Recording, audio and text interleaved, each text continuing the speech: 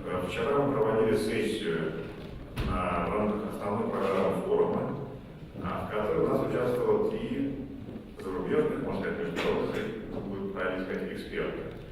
И поскольку наша сессия не предполагала возможности выступить всем полноценным докладом, поскольку у нас не было этого времени, и вместо обсуждения была вот эта просто лекция, мы предложили провести дополнительно к этой сессии именно лекции наших уважаемых экспертов. И все они любезно согласились, но, к сожалению, каких экспертов, это скажу сразу. Это Эллен Данхэм-Джоунс, который человек сейчас будет стоит нового урбанизма, один из лидеров этого движения. Я не буду сказать, что это такое, вы сейчас всю лекцию узнаете. Вторая лекция МАРХИ, кстати, Нидерландов, вице-президент Международного общества городских и региональных планировщиков и СХ. Будет вторая лекция про изменение роли планировщика и градостроителя вообще в мире. И, к сожалению, наша китайская коллега Суншана была готова сказать, но так его распланировало время, что она сегодня сейчас уже есть в Петербурге. Конечно, понимаете, что Петербург это Петербург, поэтому мы здесь не могли говорить. Тем не менее, таким образом, сегодня у нас есть возможность и посмотреть, узнать из первых рук то, что происходит вот сейчас, то, что прямо происходит во всем мире и конкретно в Соединенных Штатах. Поэтому я не занимаю вашего времени. Еще раз благодарю за то, что вы пришли, будет очень интересно. И передаю слово Эллен Данхэм-Джоунс.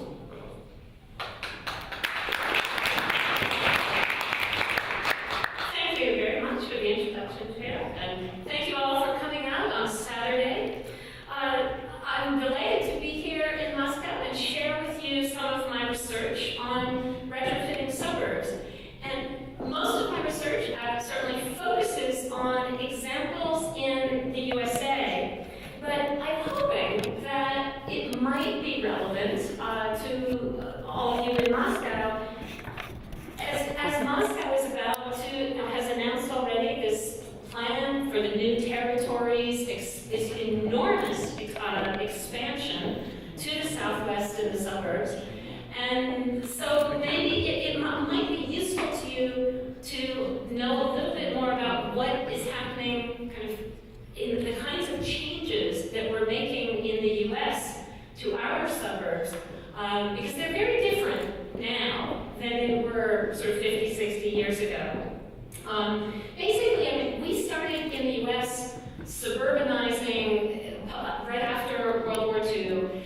We've now had 60 years to see a lot of unintended consequences of the way in which we developed our suburbs.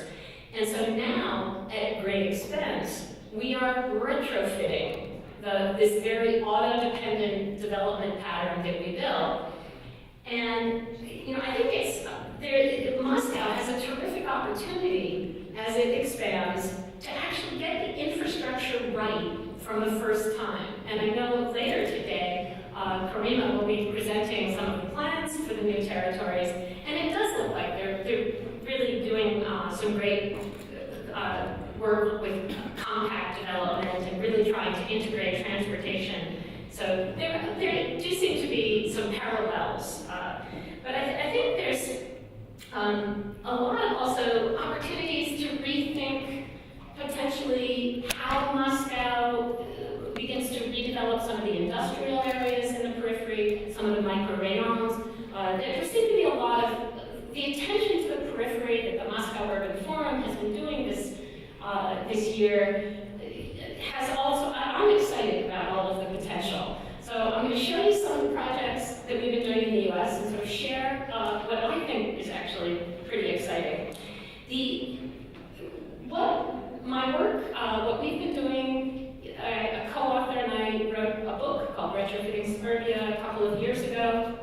At that point, we had 80 case studies of examples of dead shopping centers, aging office parks, vacant big stores, older garden apartment complexes, commercial strip corridors that have been redeveloped into more sustainable places in one way or another. Today, I have about 800 case studies in my database of these kinds of projects, and increasingly around the world. My research started in the US, but now I'm seeing more and more projects coming in. And because there are so many, I categorize them in terms of 3 basic urban design strategies. So one of the strategies is to simply re-inhabit those buildings with more community-serving uses. And I'll show several examples of that. The second strategy is to redevelop them. Basically, just demolish much of what the existing is and rebuild them in a much more urban, compact, higher density, walkable, transit-served, kind of a much more urban place. And I'll show a lot of examples of those, or a few. Then the third strategy is to re-green these properties. In many cases, we never should have built there in the first place. We weren't thinking about ecology in the 50s, 60s, and 70s the same way we do now. And often as these properties are getting old, there's an opportunity to repair the ecology that we had destroyed. So I'll show a few of those examples. But first, I'm going to start with just kind of the question, why should we retrofit the suburbs? Often, most of people who are interested in urbanism have been focused on downtowns for the last 50 years. I was always looked at in academia as very strange. Why are we looking at the suburbs? That would compete with the downtowns. We should only focus on the downtowns. Well, certainly in the US, one reason to focus on the suburbs is because of the sheer number of vacant properties now. 1/3 of our enclosed shopping malls are dead or dying. You guys are building a lot of retail, a lot of shopping centers, a lot of malls in Russia now. You should already be thinking about how are you going to reuse those buildings when that retail dies, because retail has a very short lifespan. The buildings will last, but not the retail. Our strip malls, our big box stores, we just have enormous numbers of vacancies. Our office parks, suburban office parks now, 20 to 24% vacancy rates around the country.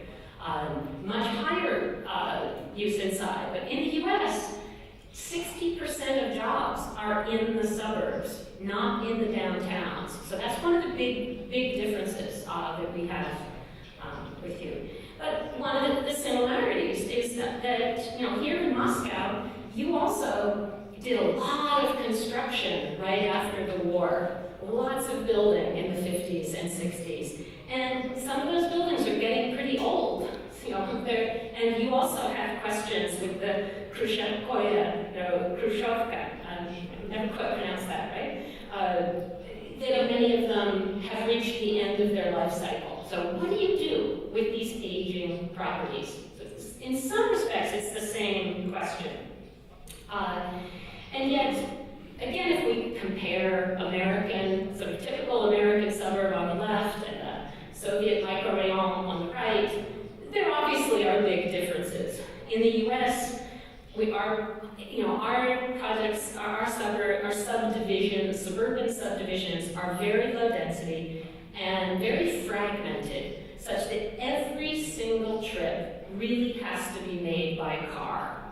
Certainly in the Soviet neighborhoods, there's much more higher density, much more reliance on the bus, much more walking. But it is also still a super block pattern that has, isn't quite as connected, doesn't allow for, it doesn't make those walks always a great experience. So whereas in this American situation, there's this vicious cycle of land consumption.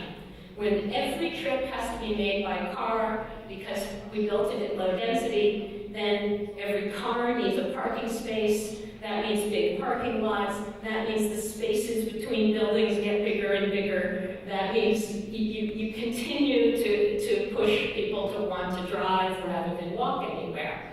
It becomes a very vicious cycle. It would seem there's opportunities in Moscow for a lot more infill.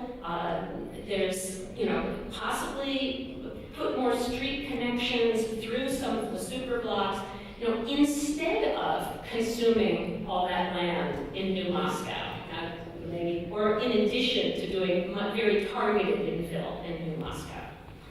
Now, there's no universal definition of what defines a suburb and what makes something a suburb as opposed to a city. There's lots of different definitions. The one that I find most useful, because I'm looking at this mostly as an urban designer, is to focus on the differences between urban form and suburban form. It's not strictly about location, because you can find suburban forms sometimes in the cities, and you can find urban forms out in little small towns or villages. So this slide shows on the left the sort of suburban form, in this case an American shopping mall. The building is simply an object surrounded by parking lots. And that's a very typical kind of American suburban form. It could be a house surrounded by a grassy lawn, but it's that single object building, very detached from the street. And the only figure is the object. On the right is that same site, and I'll show it in more detail in a few minutes, but that same site has been redeveloped into a much more urban pattern. So they demolished the mall, they connected the street grids through the site, they rebuilt the downtown that suburb had never had before, and it's now in a much more urban form. So small, walkable blocks. The buildings come right up to the front of the streets. The figure is now the space of the street, the dominant figures, rather than simply the object of the building. And so the buildings tend to frame you have the feeling, the streets now feel like an outdoor room, and they're very walkable, very conducive sort of to pedestrians. So getting that infrastructure in of the street grid becomes extremely important. So this slide also kind of is a way to look at the difference between the suburban form versus urban form in terms of the street pattern. So on the left, the upper part of that diagram shows a typical American suburban street pattern where different uses are each on their own cul-de-sac or dead-end street.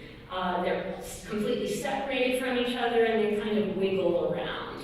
So you have the shopping mall surrounded by parking, you have the apartments on their one loop, then you have the single-family homes on another single loop, and then a school. And then all of them connect to that arterial road.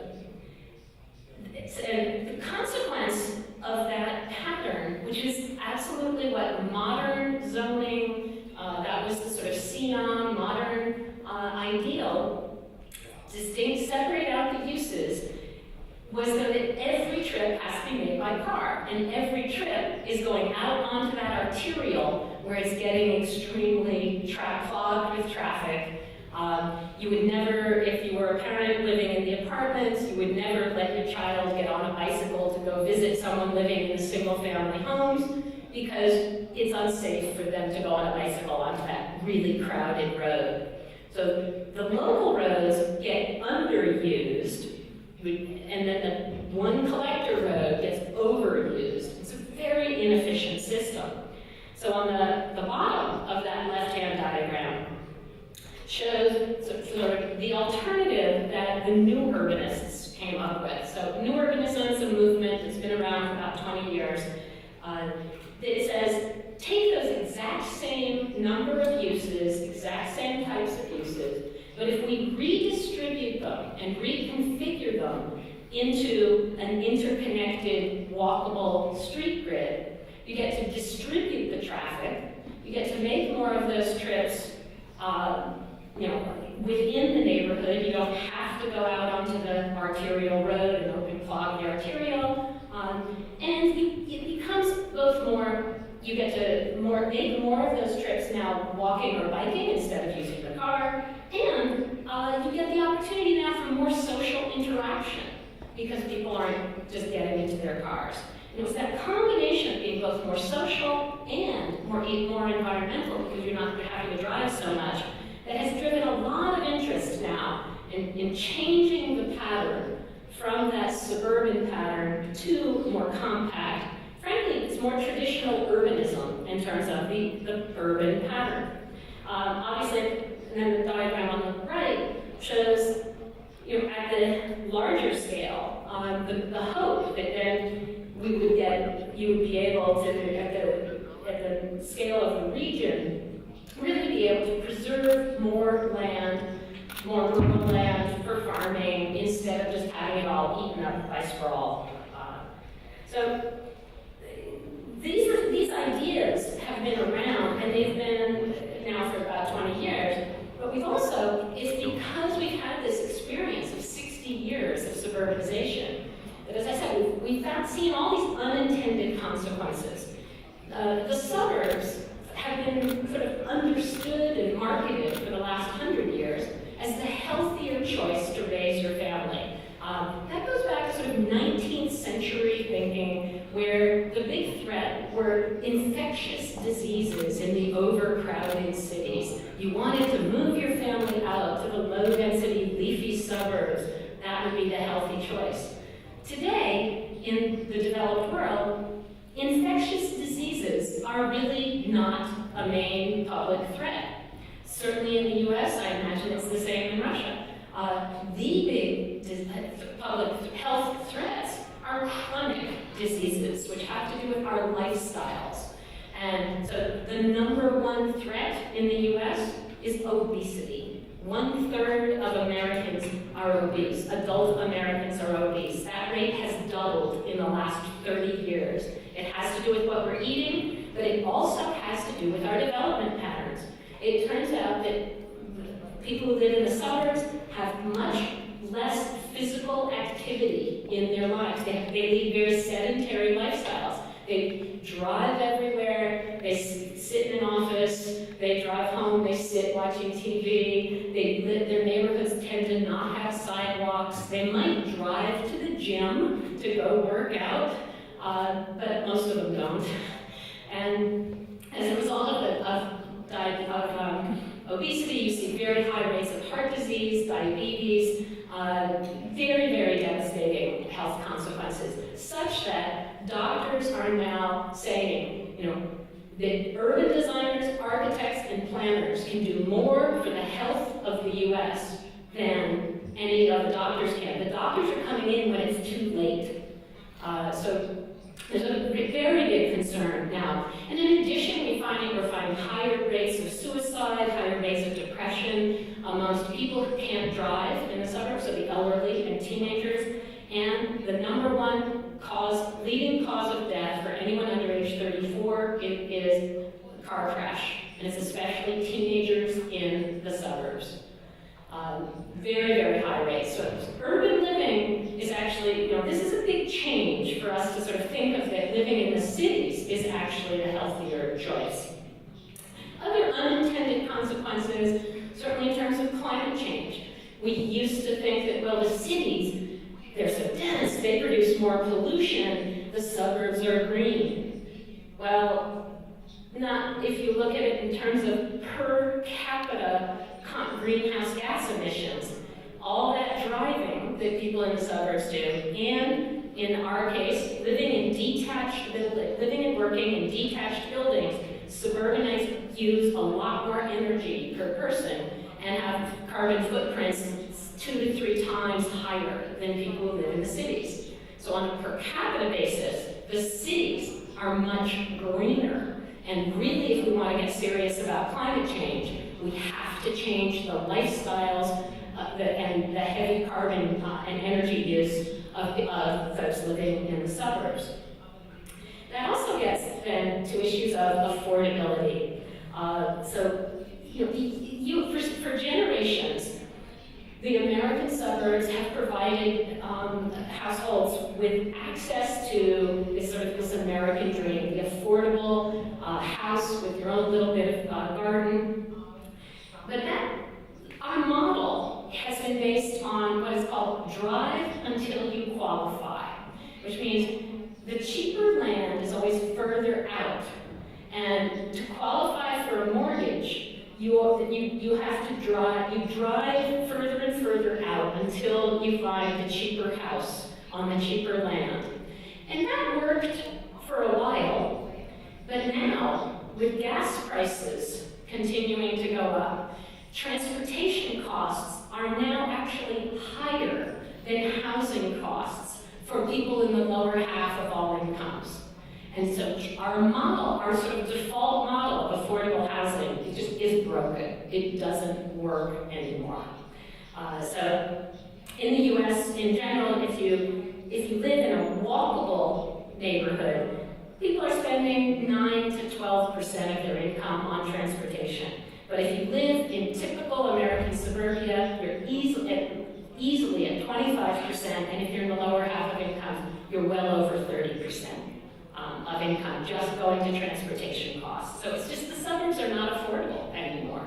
They're also not affordable to municipalities.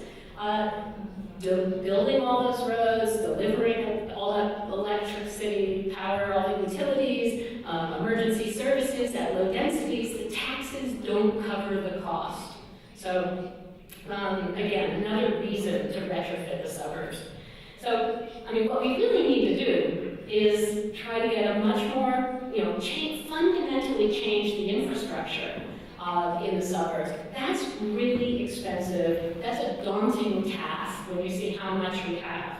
But in fact, there are some really important drivers that have contributed to why I have 800 examples in my database.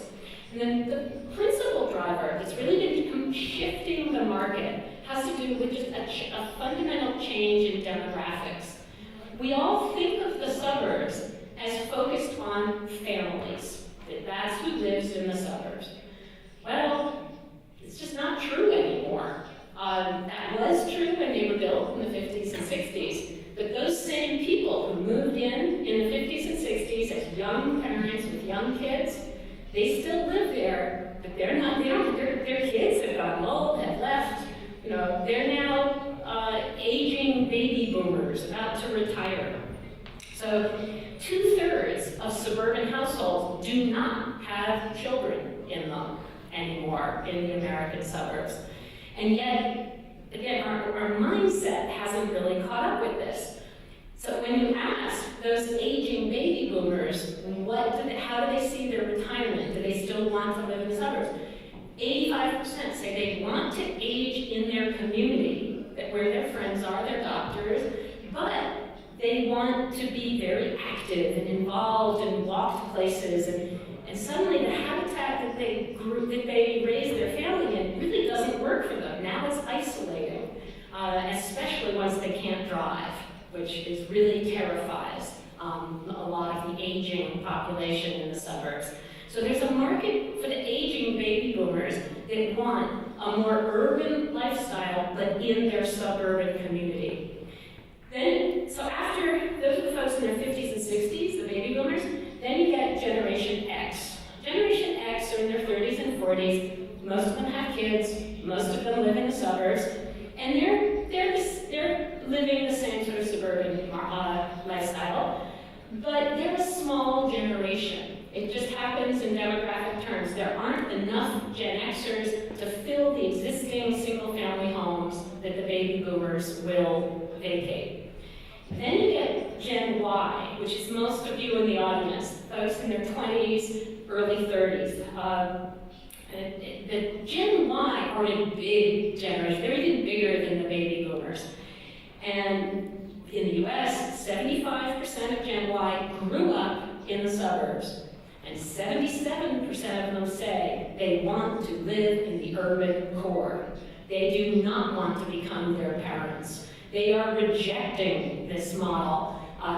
They do not want to own a car. They saw the car as a prison, that they had to be shuttled everywhere by mom and dad. They really have a very different perspective. But the reality, as I said at the beginning, 60% of jobs in the US are out in the suburbs. And in the newer parts of the newer cities in the South and West, which is where most of the new jobs are, it's actually more like 65–70% of jobs are in the suburbs. So you've got this younger professional group that want an urban lifestyle, but in fact most of their jobs are in the suburbs. So they also are the big market for now retrofitting the suburbs for more urban lifestyles. One of the other drivers of all of this is simply an interesting sort of fact of timing. So when the first suburbs in the 50s and 60s were built, they were on the edge. Downtown was behind them. They loved being suburbs. Gas was cheap. Everything was new. They had prairie in front of them, downtown behind them. But then another subdivision leapfrogged them and opened up further out. Another shopping mall opened up further out. Their shopping mall began to decline as everyone went to the new one. And this happened over and over and over for 60 years. It took away market share from those early suburbs, and they began to decline. They've fallen into that's where most of the vacancies are. But it also gave them something incredibly valuable. It gave them a relatively central location in their now expanded metro. So a lot of their mindset is still, we're on the edge, but they're not anymore. They're now at the center of a much larger metro. And if they so choose, they can make themselves into a more urban destination.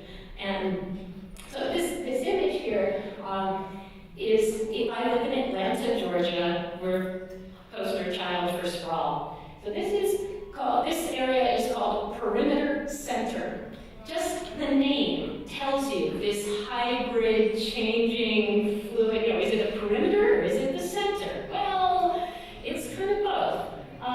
So there's a big shopping mall, a couple of office parks, but completely auto-dependent, auto-oriented, although there are 2 subway stations on that map, but we never know it. When the Perimeter Center was built, the land was cheap. It just made sense to build surface parking lots. Now that it has a relatively central location, now it makes sense to actually build parking garages and build on top of all those parking lots. So even though you look at that site now, and you might say, well, it's completely built out. You can't do anything. That slide is about 80% surface parking lots. If you think of those parking lots as future building sites, there's enormous potential. And that's exactly what is happening. That slide is actually about 8 years old, and I deliberately showed it, but it's now getting built up. So lastly, what's also really driving this is that developers are making a lot of money on retrofitting the suburbs because of the market demand for more walkable places in suburban locations. We're seeing that walkable places command between 25 to 400% rent premiums over drivable places. I've been doing some work with Chris Lineberger, has done really very detailed analyses of how much real estate value walkability adds. And even in Atlanta, this poster child for sprawl, 60% of development in the last real estate cycle went into just a very small portion of places, less than 1% of the metro area, but it went to the walkable places. That's where the market is. It has shifted.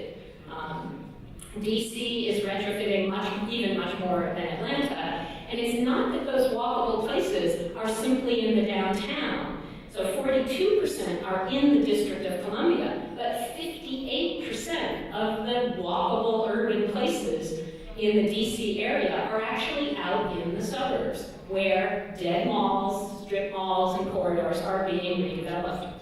So let me get into some of the case studies, because they get really interesting. And I wish I had even more time to show even more, but I think they're pretty interesting. So the first strategy, as I said, is re-inhabiting these places with more community-serving uses. It's a great opportunity to really relocalize these places, because a lot of the chain stores and the malls, they were national chains. You know, there was nothing local about the identity. And so as those die, and you then start to bring them back to life with more small businesses, there's a lot of really interesting things that can happen. So the first example, it's very modest. This was by a group. This was in a suburb of Dallas, Texas. And there was a couple of musicians in their 20s, and one of them was an urban planner. And they were sort of annoyed that this image on the lower left, that a block of the little downtown of their suburb was completely boarded up and empty. So they went to the city, and for $500, they spent a total of $500, and they got a 2-day permit to do an art installation. Their installation was to inhabit the block for 2 days. So they opened up all the storefronts. They just used plastic milk crates as shelving. They brought in bands. They painted the streets with bike lanes. They brought in plastic street lights. It's all just temporary inhabitation for 2 days. But they had a big block party. And all the neighbors showed up. City council showed up. Everyone was saying, this is great. It should be like this all the time. And they'd done their homework. And they said, to the city council, and really to the mayor, they said, look, all you have to do is make 2 changes. 1, don't get rid of any kind of parking requirements for small business. And 2, don't charge a fee for the cafe seating. If let us just use the sidewalk for free. You want this to happen. City council, the mayor said, okay. They made a change. 6 months later, every storefront was occupied, and they still are. And team Build a Better Block, this was just these the 2 guys related, a musician and a planner. They quit their day jobs. I think they still play music a little bit, but all of this is on the internet. They're now doing Build a Better blocks all over the US. In fact, even all over the world. They just did Build a Better block Tehran. But just showing the value of even just temporary little changes in re-inhabitations that can show people what's possible. All young people in particular, I think, have really been taking the lead on this kind of temporary, short-term actions for long-term change. And a lot of these strategies have been gathered together under the name of tactical urbanism. So whether it's just painting parts of painting the asphalt, of kind of underused asphalt to make it for cafe space, or maybe turning dumpsters into little parklets that take over a parking space and become a park. And I know you have some of this here in Russia, in Moscow, with the Partizan has been doing some of this. One of my favorites is yarn bombing. I don't know who exactly takes the time to knit little sweaters for trees and parking meters and street lamps, but it's spread. It's happening all over. You see these little public spaces that now have these little bright-colored sweaters, and studies have actually shown when the yarn bombing goes in, crime goes down. Because it shows that, this may not be a fancy public space, but someone cares about it. It's being watched, and crime goes down. So most of these activities activities are unsanctioned, but they're increasingly now, a lot of cities are beginning to say, hey, these are, we didn't approve this, but it's a great improvement, and now cities are often trying to encourage some of these kinds of things.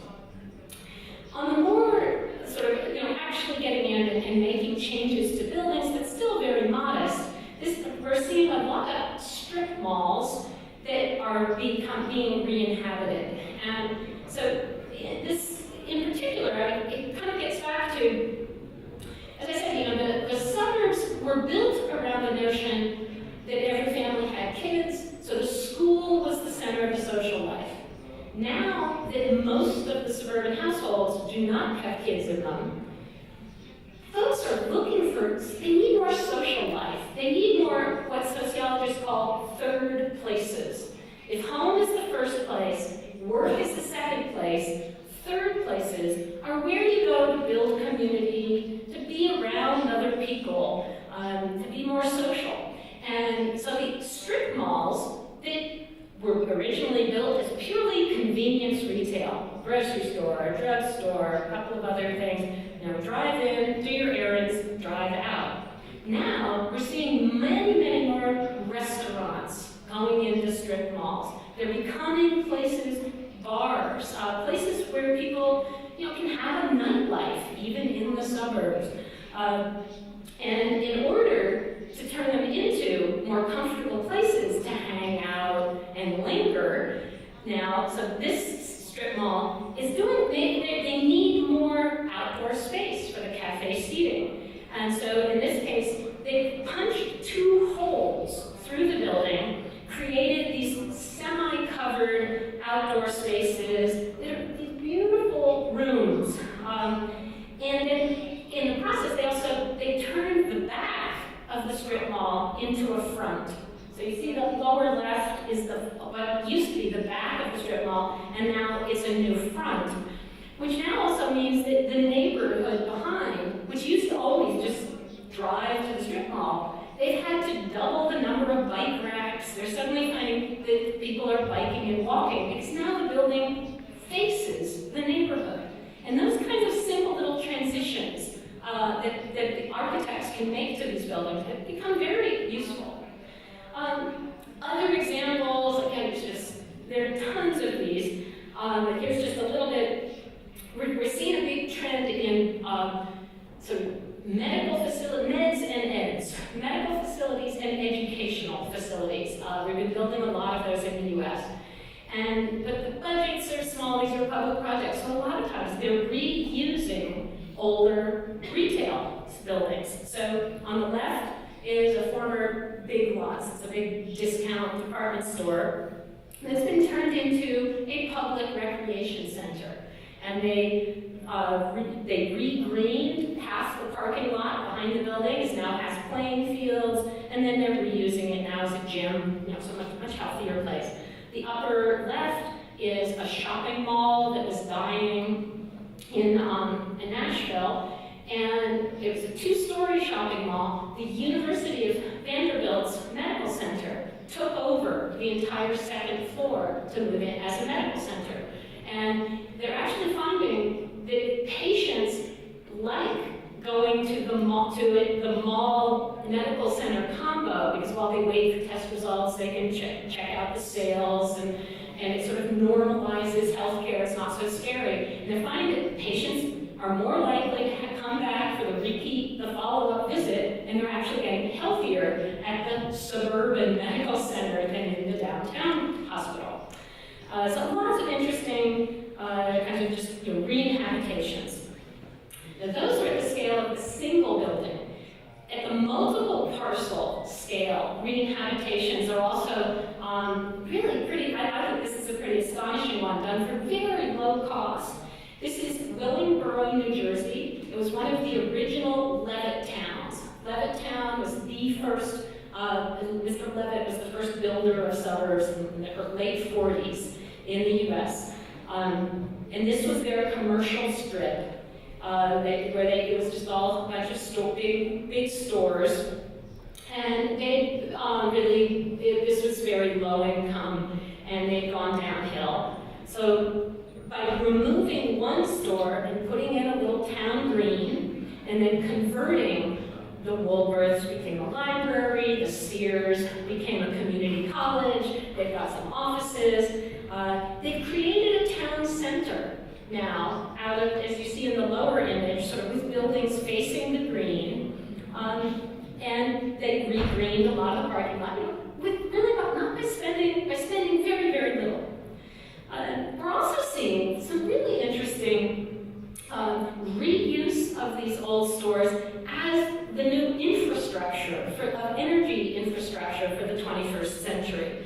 So Sears is a big department store chain. They've got over 3,500 stores around the country. But they're not doing very well as a retailer anymore. So they want to reuse their stores for data centers. Data centers are where all of us who are using our computers and using the cloud, all of that is being processed through servers that are just massed together in big windowless boxes. So these big windowless box stores become a good place for it. But they generate an enormous amount of heat. So now various places in Seattle is actually collecting all that waste heat generated by the data centers and using it for a district heating system to heat the entire neighborhoods. So you get, again, really interesting, you can rethinking of how we can use these things. The roofs of a lot of these big retail buildings are being now used as major solar power farms and other things. But in general, this is sort of interesting on the sort of energy side, but in general, the re-inhabitations focus on social sustainability. Really, more how to kind of relocalize and empower local buildings, local people. To really get the full sustainability benefits, though, you need to redevelop and really put in place a much more walkable infrastructure. So the redevelopment projects tend to also really be worth looking at. This is the oldest of the retrofits that we know about. This started in 1988. This was, in the black and white photo on lower left, it's a shopping center surrounded by parking, owned by a family, and they decided that they really wanted the shopping center was sort of dying. They said, couldn't it just be a New England village? What would it take? Well, it was totally illegal to build mixed use, mixed income, to build a village again.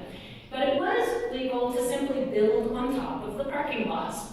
So they didn't call the streets, they called them parking lots.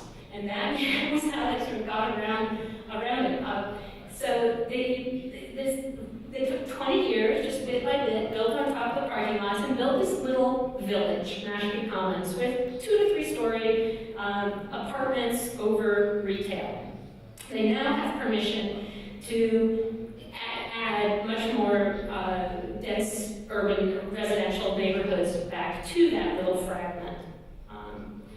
This is another one where the strategy was building on top of the parking lots. In this case, infilling an office park. This one is outside, the last project was on Cape Cod, Massachusetts. This one is outside of Washington, D.C.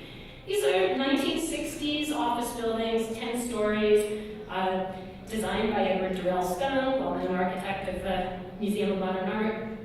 And the property owner, just has big surface parking lots, but when DC's metro system expanded and opened a new station, sort of kitty corner to the site, diagonally across, suddenly the property owner said, well, gee, my surface parking lots don't make sense anymore. So he built an underground parking deck, and infilled a new main street in between the existing office buildings. Didn't tear anything down, just infilled. So here's the site. Used to be a farm in 1940, the little village of Hyattsville, Maryland. By 1980, typical suburban pattern. They built a sort of 5-6 lane highway, built the office park, those are the 3 rectangles.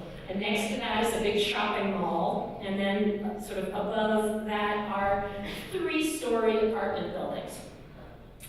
And so then, the metro station came in. You can sort of see the dotted line of the metro, the train tracks.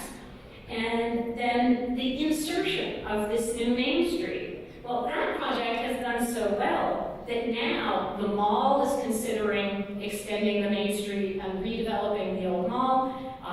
3 of the apartment project complexes have already been permitted to go. They were at 3 stories, they're now going up to 8 and including 2 30-story towers. So sort of one retrofit kind of begets another, and we're seeing this area really urbanized. In this case, the driver being transit. Bringing the transit station out has made an enormous difference. So here's what the project looks like. It's really quite diverse. On the left, upper left, you see some very affordable housing. On the upper right, the curved building is kind of much more higher price luxury condos, and there's a big public space. In the lower right image, you see the new Main Street that has been the retail that's been inserted into the project. Now, as an urbanist, I love this project. They didn't tear anything down, they just increased the density, made it walkable, more diverse, mix of uses, mix of incomes. But as an architect, when I saw the Main Street, I wanted to cry. They hired a designer of suburban strip malls to design their Main Street. I mean, this Main Street is designed as if you were driving by at 60 miles an hour. It's very simple forms, bright colors, simple font. There's nothing there to reward a pedestrian eye. If you are trying to make a walkable place, we as the designers have to really reward a pedestrian eye with fine grain, detail, craft, and the only consolation I have is that this is built so cheaply, it's probably not going to last, and maybe they'll get it right the next time. It drives me crazy. Design matters. It's and both the architecture and the urbanism have to get it right. This one is a project whose design is much more exciting and much more contemporary. This is a retrofit of a taxi distribution center outside of Denver, Colorado. So this is where basically the big parking lot for taxi cabs, and then they had a couple buildings on the site. So they re-inhabited some of the older buildings, and they built a lot of new buildings, some of them office, some of them residential. They've also got a daycare center, a community garden, and then the big amenity, it's not a dumpster, but they took a shipping container and made it a swimming pool. So, and the whole vibe of the place is super hip, super cool. They're using design to really try to attract folks, the entrepreneurs, the young professionals who don't want the corporate, cubicle in the office park, who are really looking for much more entrepreneurial kind of new ways of working. And the design, but they're in the suburbs. They're out there in the suburbs, but trying to kind of bring some of that more, somewhat more urban vibe to it. Another retrofit that I think is using design especially nicely is this one in Surrey, which is about 45 minutes outside of Vancouver in British Columbia, Canada. Surrey has a terrible reputation. Surrey is known as very high crime, very low income, very minority. It's known as the car thief capital of the world, of North America anyway. And the city wanted to both improve its reputation, and they're really trying to use design for that, to show themselves as much more forward-looking place. So they wanted to both retrofit their reputation, but also create a town town center, provide more educational opportunities for their young people. So the first thing they did was, on top of their dying mall, they built a university. So the upper right image shows they extruded the atrium of the shopping mall up 5 stories and wrapped classrooms around it. And now the food court of the shopping mall is also the food court for the university. And they built a high-rise to also incorporate more university classrooms and incubator office space. So the redevelopment of the mall is the anchor at the bottom of an entire new town center. It's on right out of transit stop. They just built the city hall. They just built the library. The parking is underground. While they built the underground parking, they also put in geothermal energy. So the whole place is heated strictly with renewable geothermal energy. Really interesting, great project, I think. And so design really matters, but so does infrastructure. And what's interesting in this project, this is again suburban Washington, D.C., White Flint, Maryland, where the upper left image sort of shows the before condition. It's a commercial district, but really, 8-lane road that is very uncrossable. There is a metro stop there, but it's very underused because once you get out, you can't walk anywhere really. There are some big commercial buildings. Washington, there's some big federal buildings. D.C. has moved a lot of its federal agencies out to the suburbs. But the property owners recognized that, in this case, this project was led by the property owners, and that's part of why I show it. The property owners recognized that it would be more valuable to them to give up some of their property for new publicly owned streets than to keep it in its current form. They were willing to give up property to put in new streets because those new streets give them more frontage. And more corners. That's their most valuable real estate, are the frontage and the corners. And they also, and it would give them walkability. And they recognize that, especially in the DC market, walkability means they can charge much higher rents. So in this case, it was the 6 major property owners who approached the city and said, we would like to redevelop, and we'll do this on our private property if you will redevelop that highway and turn it into a boulevard, and with bus rapid transit running down the median to connect people from the transit station on a circulator loop so that they can get around more places and we'll get less people driving. So this is all happening. They built that lower right image is constructed, lower left image is being constructed, and they're still working on the plans for the big highway.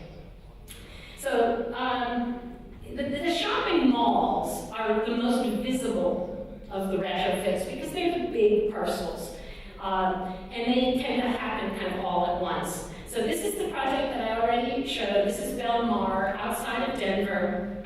It was a 100-acre super blocks, about 45-hectare super block site. And now it's 22 blocks, walkable blocks with public streets, and all of the buildings are very highly energy efficient. So here's the mall in its heyday, surrounded by parking. It's probably the day after Thanksgiving. That's always our big shopping day. So here's the mall in 1975. By 1995, the mall has died. Keep the department store, because the department store is multi-story, better construction, easy to reuse. And then here's the projected build-out. They're about 85% done now. And as I said before, they're sort of connecting the street grids through, or at least showing where the connection will happen if they're still building in the way right now. It doesn't look all cookie cutter. You can't really identify the boundaries and the borders. It feels pretty real. It's got a diverse mix of different kinds of housing and building types. So here here's sort of what the main corner, and this is not high-rise urbanism. It maxes out at about 5 stories, but it's become the downtown that this suburb never had before.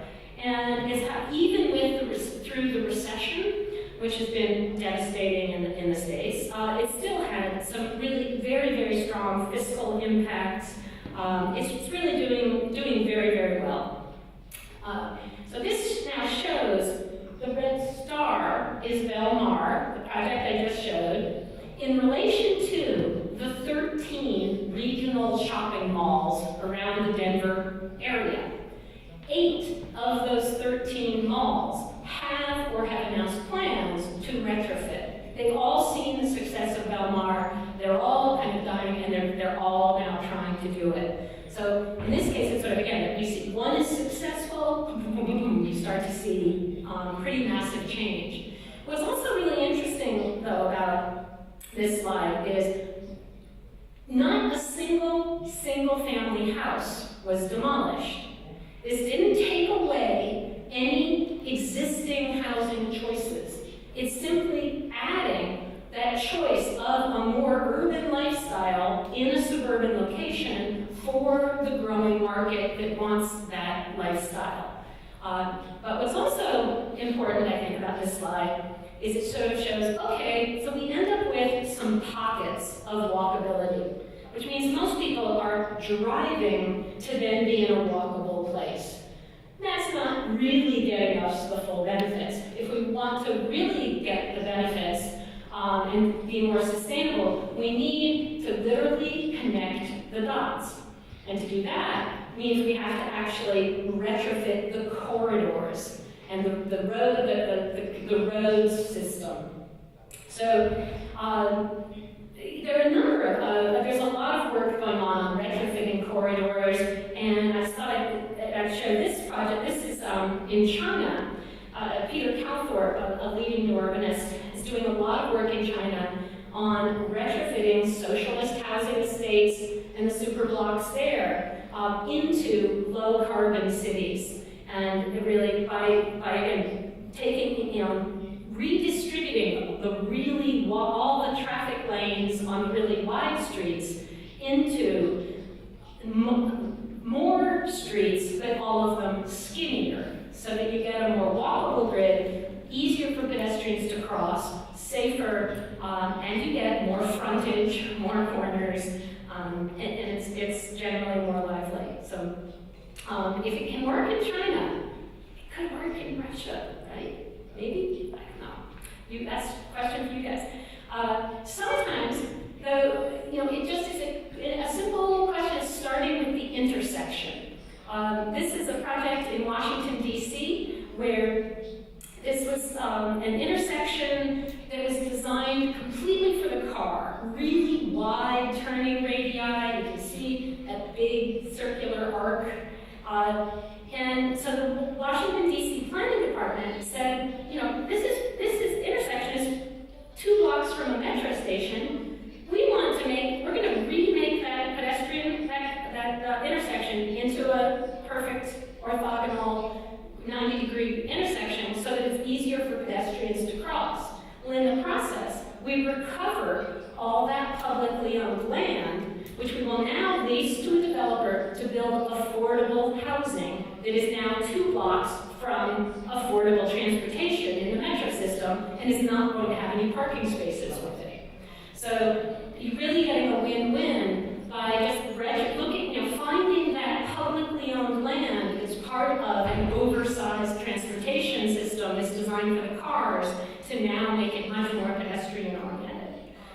We're also seeing at an intersection some interesting reintegration of the stormwater infrastructure into public placemaking. So this is an example in Illinois where there was a 5-way intersection. It was just all asphalt, terrible for pedestrians to cross, and very unsafe and just sort of disorganized and chaotic.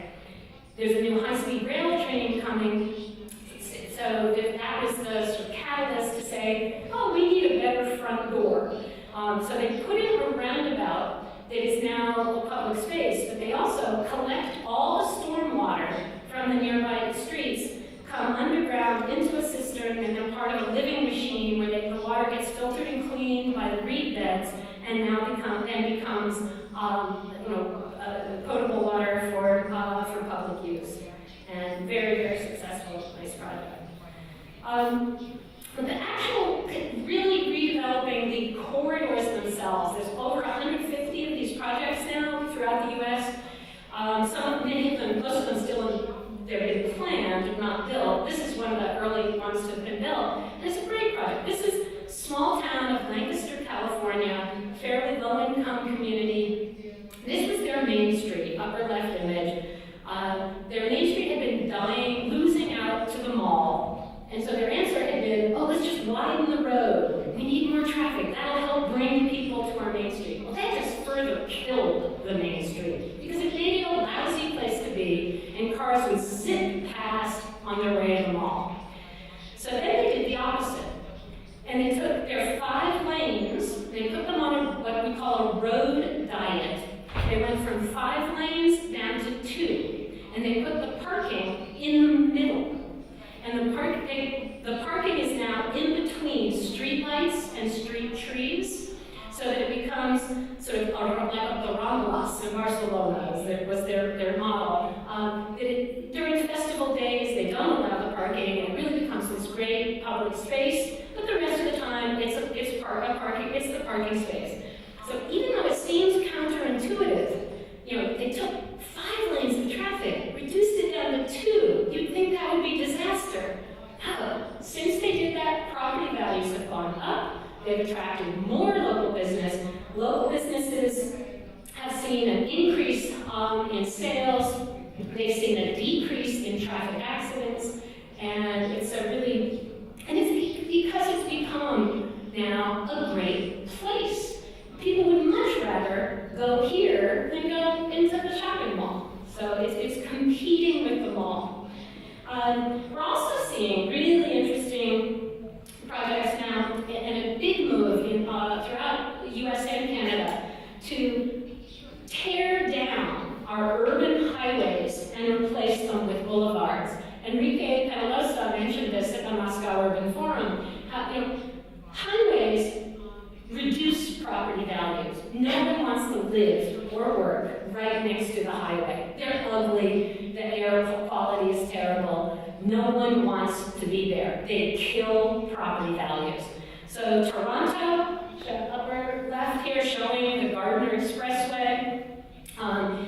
Right next to their downtown, this is prime development land. Toronto is booming. They want more development, but they know they have to get rid of the highways. They just had a design competition. They're evaluating a number of different proposals, but looks like they're going to put the highway, put the traffic underground, put light rail up on the surface with a few roads for boulevard. But then by making it a boulevard that's attractive with trees, I mean, the Champs-Élysées, the most valuable property on the planet, it's 10 lanes, but it's designed as a boulevard, not a highway. And so here they're anticipating by making it much greener and at the surface that they'll be able to attract a lot more urban development served by transit along it. So we're also seeing lots of these, and that's just one that's in the works. About 6 have been done already.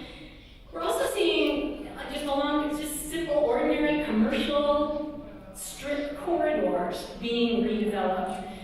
In this case, this is in Northern Virginia and outside of DC. About a 3.5-mile corridor that's mostly 1-story commercial buildings and a few larger, maybe 5 to 6-story older apartment buildings. So they rezoned at the 4 major intersections. They rezoned to allow much higher density development, but they've used what's called a form-based code. This is very different than simply using land use, typical zoning code. A form-based code says, the uses can come and go. What we care you to build up to 14 stories right on the corridor, but you have to transition down to 3 stories max, where you face the neighborhood, 1 block behind. So they're controlling the form and requiring urban form. Parking has to be underground or in the middle of the block, but not exposed.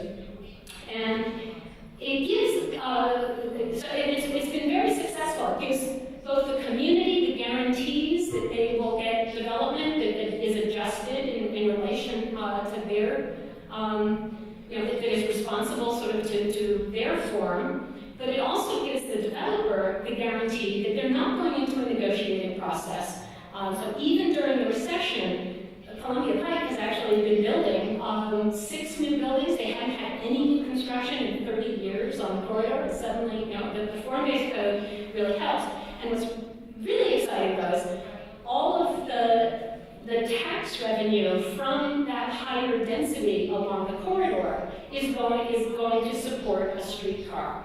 So the transit is going to open next year.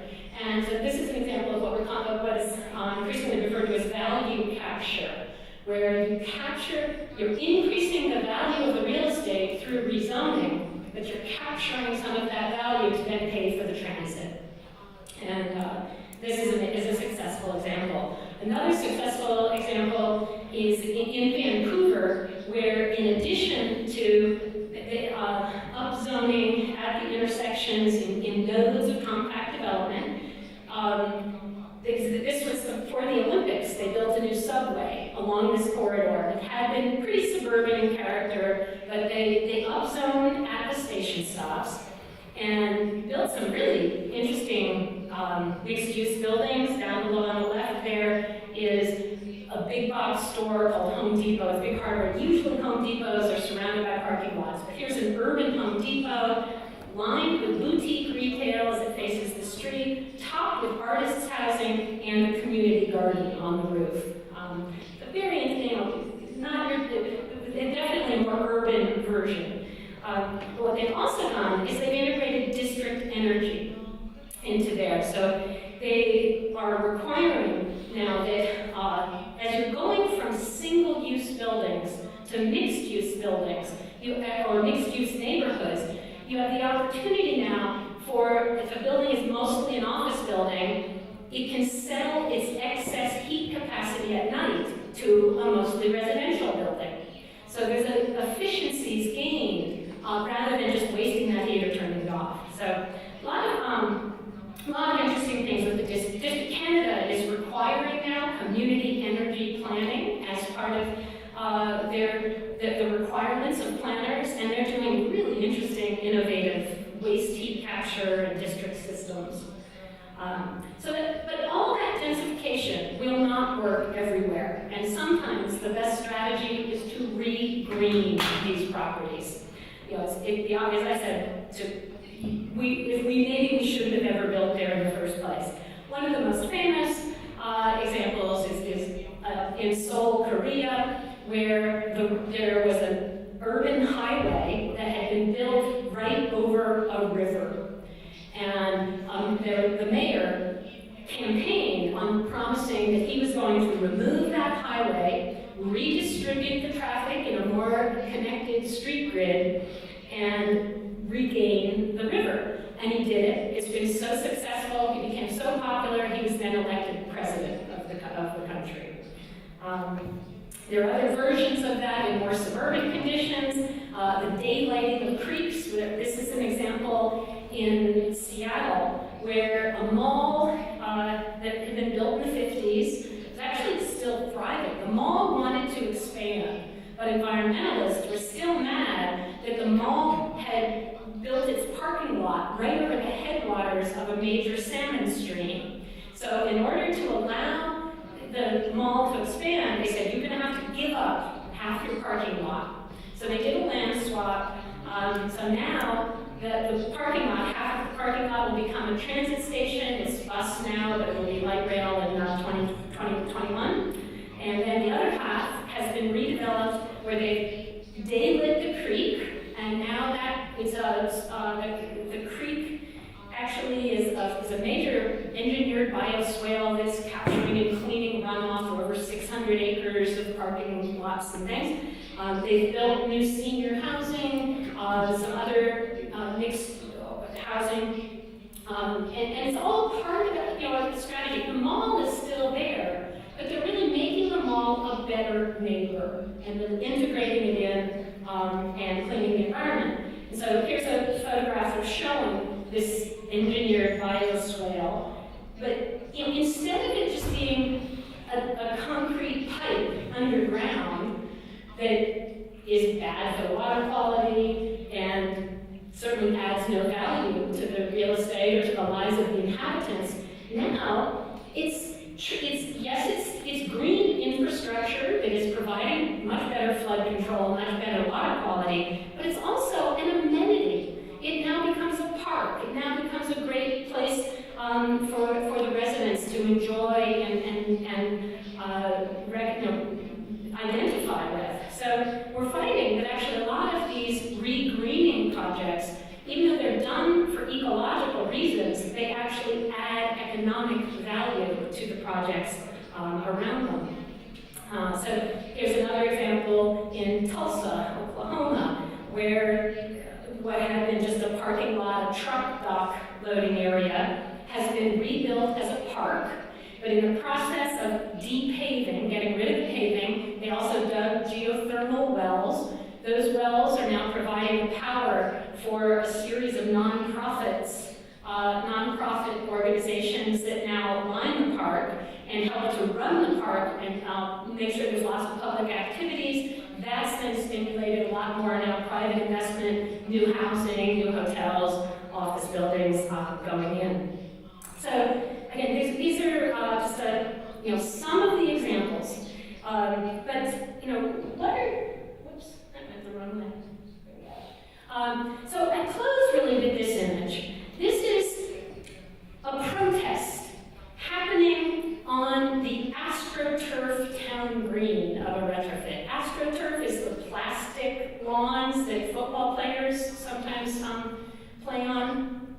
And again, as an architect, I really just wince at sometimes the design materials and the qualities of these places. They're instant places. They feel a little fake and phony because they're brand new, and there's nothing more phony than an AstroTurf town green. Reality is it was only a placeholder, temporary for 5 years until they built their city hall. But the fact that, as an urbanist, the fact that a protest was taking place told me, that's great. That shows public space doing what public space is supposed to do, enabled democracy in action to kind of occur there. But it speaks to, these retrofits are very hybrid spaces. They're sort of, they have more urban streetscapes, but they still have suburban parking ratios because the context is still a car-oriented culture. They tend to have, urban qualities, but they're built at suburban costs, which are cheaper, which means the materials and the level of craftsmanship is not that great yet. I'm hoping they'll get better. They still sort of suffer from this feeling of kind of instant urbanism. So there are a lot of ongoing challenges as we move ahead. We still need to do a much better job of integrating the fine pedestrian grain into a lot of this instant urbanism. We still have issues of displacement from gentrification. In most of these cases, you're only building on the sites of dead retail, so you're not displacing anyone. But in some cases, I am seeing when you start demolishing older apartment buildings, obviously there are issues, the potential issues of displacement that are a big deal. We need a lot more data, how are these places actually performing? And the corridor retrofits, there's a lot of debates on the corridor retrofits, because on the one hand it is the low-hanging fruit because they're the least loved landscape. Suburbia in general has done a great job of providing enjoyable, comfortable private spaces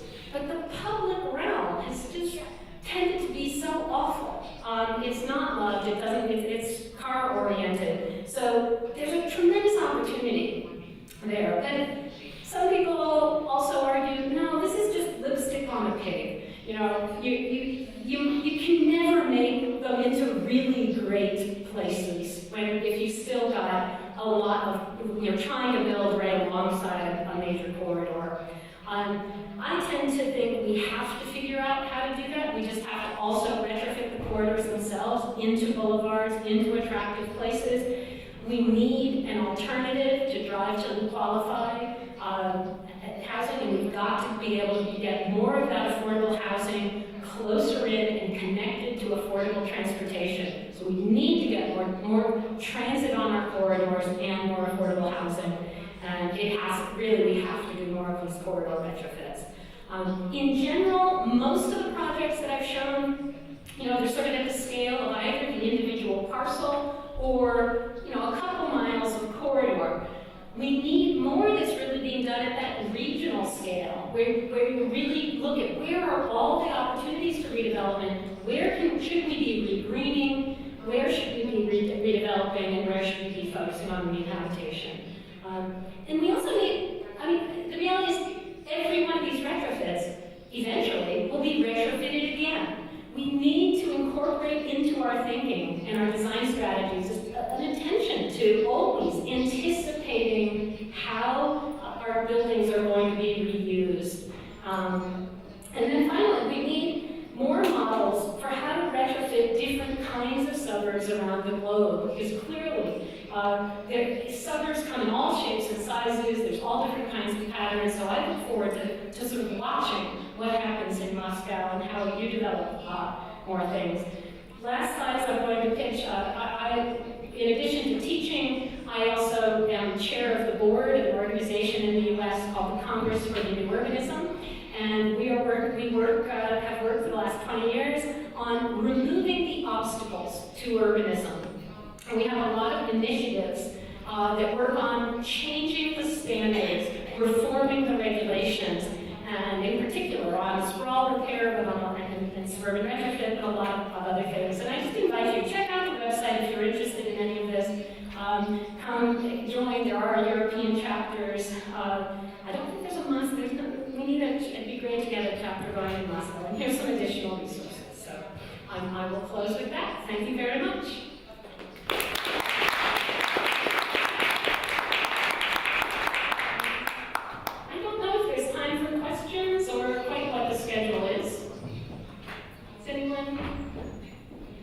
Is there time for questions, or should we let people, maybe a few questions, and then we'll take a break before Martin's talk? You have a question? Я хотела спросить, вы показывали, сейчас And I'll need someone to translate for me. It was one building,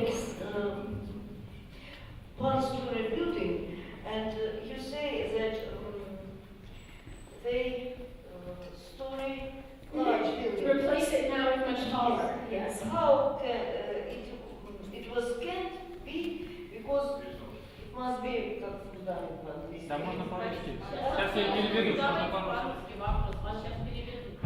Короче, над одноэтажным зданием настроили очень высокие здания.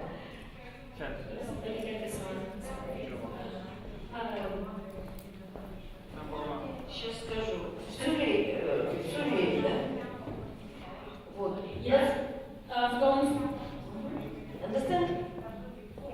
Yes. Над одноэтажными зданиями, вы сказали, Сюрей, настроили очень высокие здания.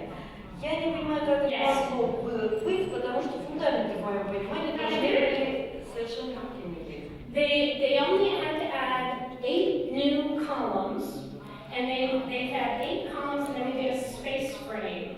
So they only were digging holes for 8 new foundations. That was really not a big deal in between the existing foundations. So those columns came up through the existing building, then they had a space frame to distribute, and then they built the additional 5 stories on top of that. And they kept them all open the whole time while they did that. They didn't even have to close them all. It's a very good, smart architect. То есть получилось, что окружили просто другую постройку. Это здание.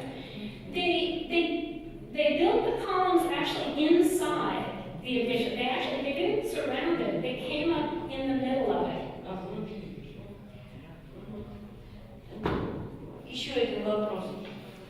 Те два человека, музейный работник и проектировщик, вот я поняла, что они что-то делали на улице, устраивали все, что хотели, а потом не поняла, что они предложили владельцам, что они изменили, как я поняла, расширили тротуары, да, и от этого уменьшилось движение автомобилей. Так вот, что они предложили?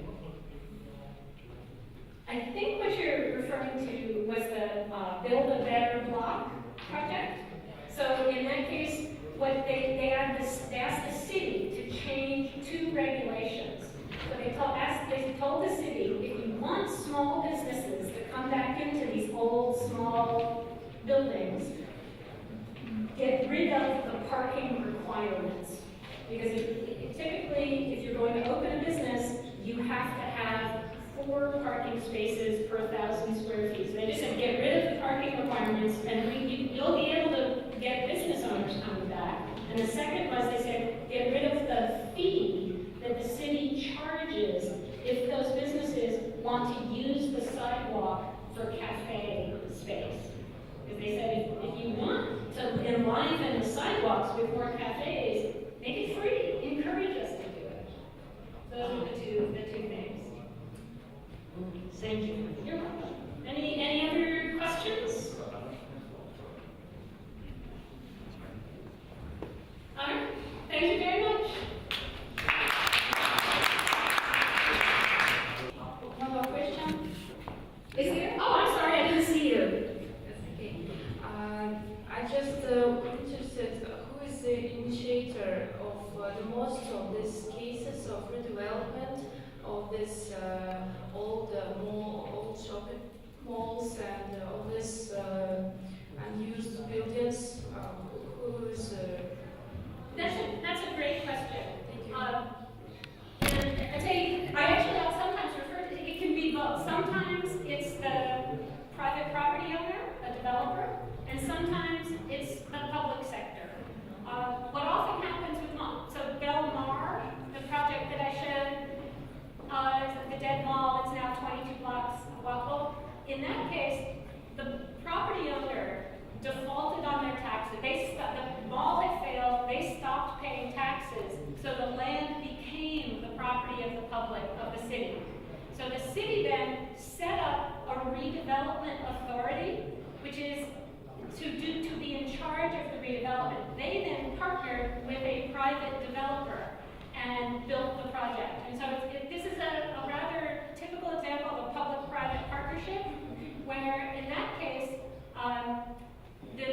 the developer built all the infrastructure and the streets, but they will be paid back for that investment in the publicly owned streets out of, they get to keep a percentage of all the sales tax raised on site for as many years as it takes to pay them back. So in other cases, sometimes it's the property owner themselves who feels, well, gee, my mall is dying. And actually, in the mall industry, there's been a lot of consolidation. So mall owners will buy another mall owner, and suddenly they find themselves owning 2 competing malls in the same market. So they often will say, all right, this one's going to stay a fashion-focused mall, but this one we want repositioned. Oh, sorry. So sometimes, if a mall owner ends up with 2 malls in the same market, they'll leave one as a fashion-focused mall and let the other one become more of a mixed-use town center.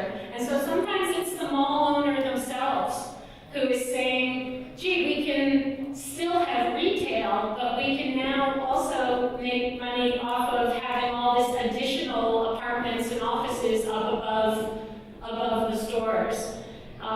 In general, I think most retrofits in the early 2000s, it was being led by private developers, and the city planners were bombarded with zoning requests during the boom years. But when the recession hit, the developers couldn't get any funding, they were out, and the public sector, the planners, really found themselves able to sort of take a breath and ask their communities, what kind want? What regulations do we need to change so that we can attract the kind of development we want when the economy recovers?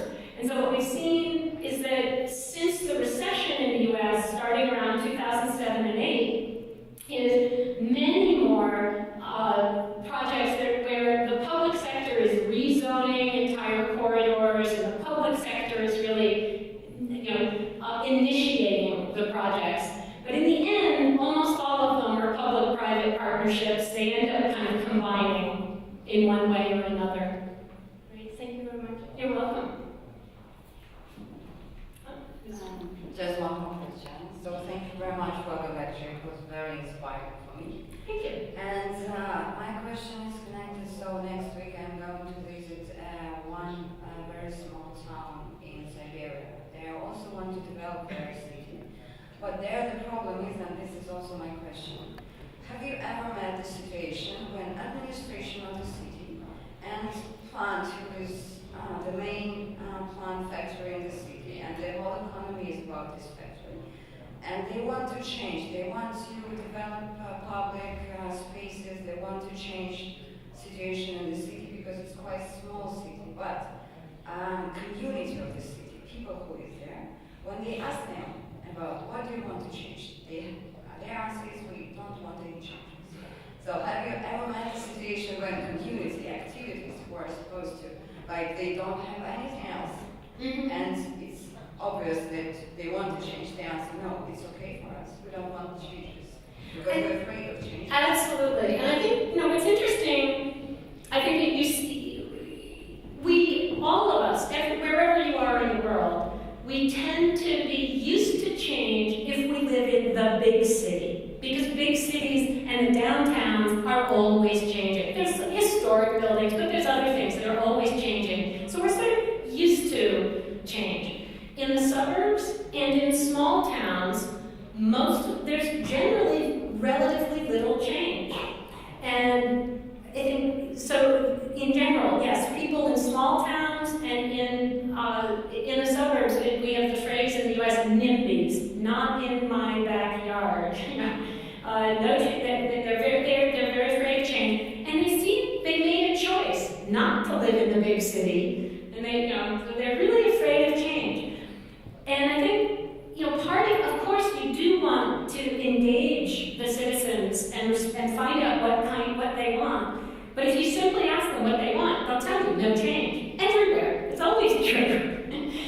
So I feel like a lot of the point of my lectures, I'm often brought in to a community where the public planners want to promote change, and I show my slides, and I always try to show the before condition and the after.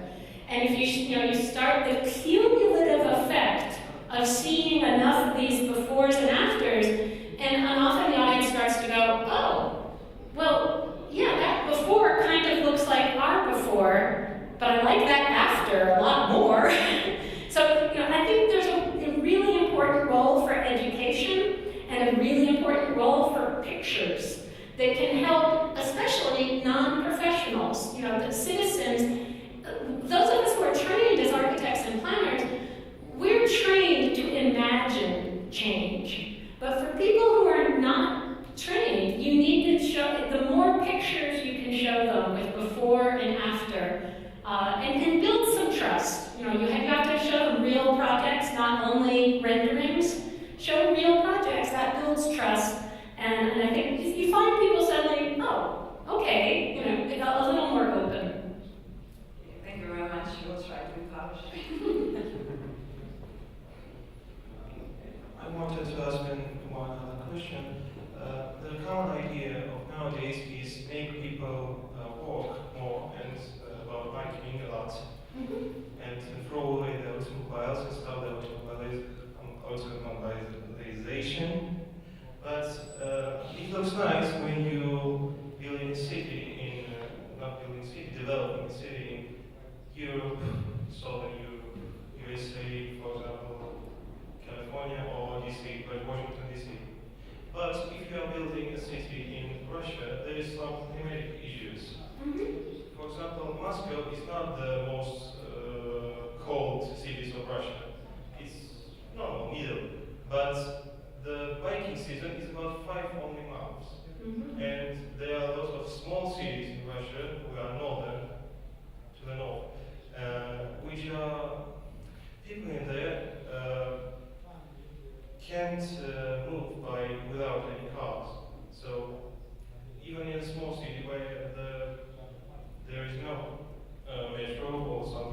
that they have to buy a car and move by car. And I know a few small cities where a lot of traffic problems. Actually, how is it possible to resolve that problem? That even in a small city you have a lot of automobiles and people can't live without them. A couple of points, and I think on the one hand, I would say these are exactly the kind of problems I hope your generation will work on, especially here, because you are absolutely going to be confronting the problems of really cold climates. What is the best way for people to move around? And obviously, there's some interesting ways. Increasingly, we're seeing in very congested cities where there's a lot more car sharing, Zipcar, Uber, there's Lyft is this new program where you can use your smartphone to, if I need a ride here, I can just sort of put that into this social media and say I need a ride from here to here, and anyone else, they don't have to be a taxi driver, but just an ordinary person who, they'll bid and say, pay me X and I'll give you that ride. So there are ways, again, to just reduce the dependence on the single driver in a car. I'm not, in general, talking about getting rid of cars, but just trying to make it more convenient and more efficient. Because I don't think that it's responsible for us to continue to assume that anyone, anywhere, is going to be able to afford to continue to live in a completely car-dependent, single-driver, single-person in the car lifestyle. Gasoline, there's only so much gasoline. And we haven't yet come up with quite the alternative, cheap fuel. We may, but so on the one hand, I think there's ways to absolutely recognize that people do still need to get around in cold climates. We need to provide more alternatives, but there are more alternatives than just saying widen the roads. Widening the roads never fixes the problem. It's a very temporary solution. So we have to be more clever and keep coming up with other alternatives. I know I wish I could give you more specific answers, but I think you'll have to come up with them. It's a good question, absolutely. Yeah, more public transport, absolutely. Keep people relatively compact so that the transport can work. Thank you. I'd like to ask you about the team that is working on most of that project, public and private. So is there any rule in the US that some members of community should be necessarily working while this retrofitting? Actually, yes, there's a big increasing role being played by the sort of non-governmental organizations and non-profit organizations. So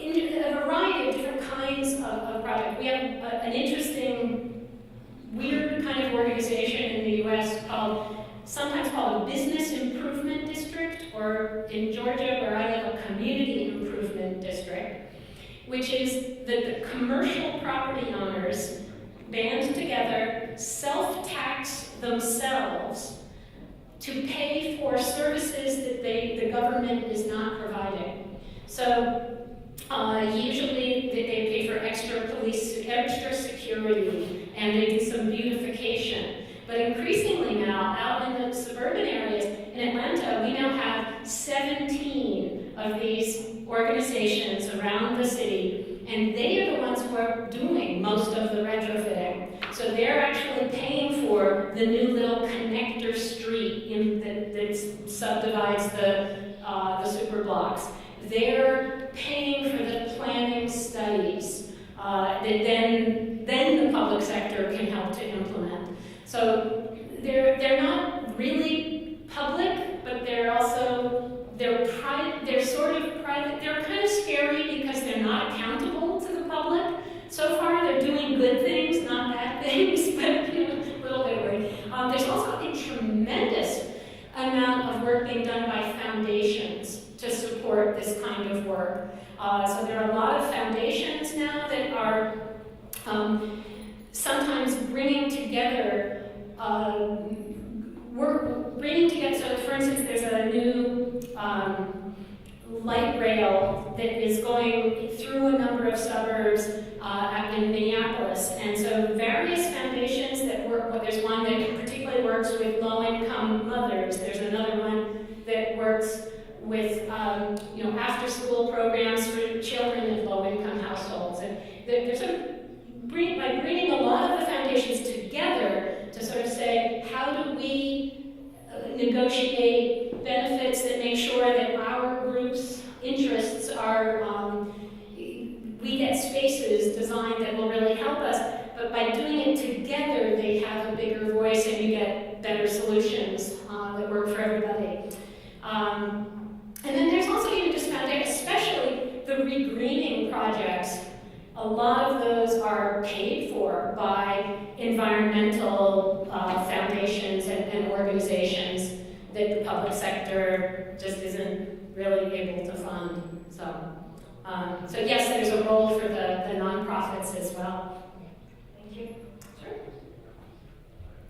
There's also a really important role actually for the nonprofits in the rehabilitations, because literally, if Jane Jacobs, back in 1961, talked about the importance of cheap space, to a community. If you only have new construction, then you're only going to have people who can afford to pay rent. So retailers and and chain retail, established retailers and offices. And she would argue that a complete community also needs space for the nonprofits, the low profits, the music teacher, not only the store that sells musical instruments. So the importance of having that space, to cheap space for rehabilitation, is often how you have space for those nonprofits that add a very important part of life of the community. And they're usually left out of new construction.